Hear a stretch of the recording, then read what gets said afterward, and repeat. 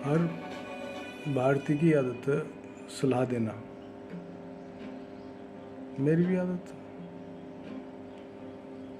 लेकिन अब मैं सलाह देने से बचता हूँ क्योंकि मेरी उम्र हो चुकी है अच्छी खासी,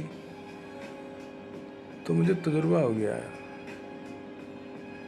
कि फ्री की सलाह आप इमोशनल होकर देते हैं कि भाई दूसरे का भला हो जाए, लेकिन वो फ्री की सलाह उनके किसी काम की नहीं होती जब तक वो खुद से या ठोकर खाकर न सीख ले। तो जब नुकसान हो जाता है तब समझ में आती है बात।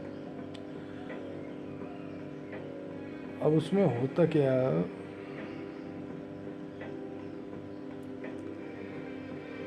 आदमी अपने लोगों के लिए फिर भी ये सोचता है कि यार कोई एक आधी बात अगर हमें पता और हमने उसका बहुत अभ्यास किया कि ये काम क्यों हो रहा,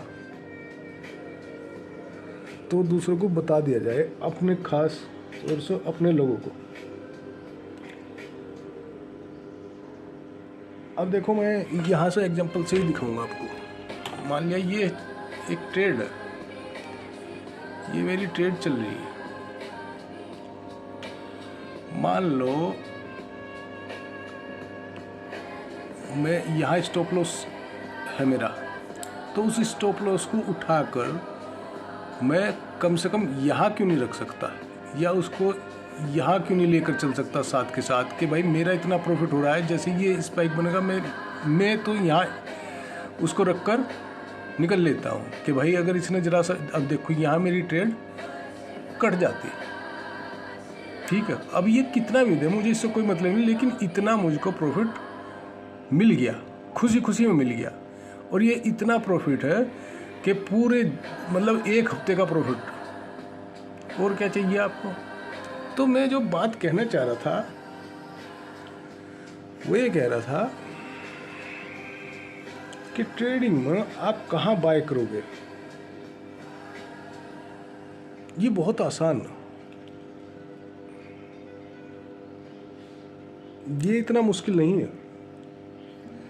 ट्रेडिंग में जो मुश्किल काम है कि आप कहाँ निकलोगे, ये तय करके चलो। अगर ये तय नहीं है तो आप कभी प्रॉफिट नहीं बना पाओगे। अब देखो, अगर मैं यहाँ एग्जिट ना करता, समझो, तो इतना